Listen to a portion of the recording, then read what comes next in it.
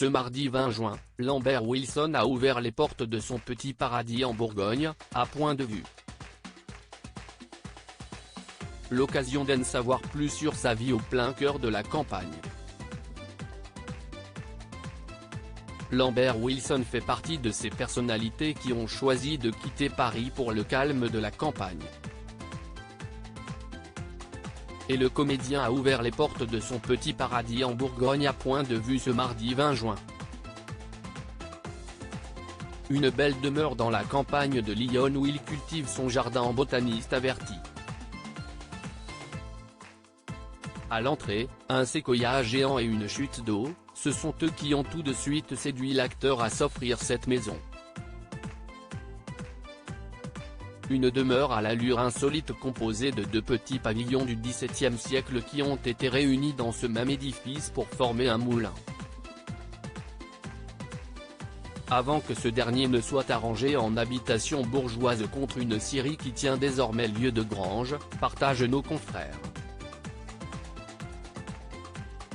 Un lieu dont les murs retiennent encore probablement d'innombrables souvenirs historiques. En effet, si Estilla Caristide Briand aurait donné rendez-vous à Colette afin de passer quelques moments privilégiés sur les bords de la rivière qui longe cette somptueuse maison. Mais aujourd'hui c'est Lambert Wilson qui en est le maître des lieux. Et ne passe pas une seconde sans que ce dernier ne pense à une nouvelle modification, à l'intérieur mais aussi au sein du merveilleux jardin. J'ai acheté cette maison il y a 20 ans car j'avais besoin de mettre les mains dans la terre, confie celui qui donne des noms à certains de ses meubles.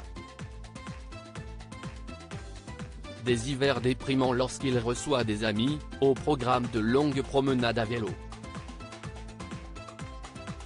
Et lorsqu'il est seul, ce qu'il apprécie, bien qu'il soit un vrai habitué des grandes réunions, Lambert Wilson jardine et cogite ce qui lui a permis de créer il y a 3 ans le Festival des Millésimes de Tonnerre, qui se tiendront les 25 et 30 juin prochains, et les 1er et 2 juillet.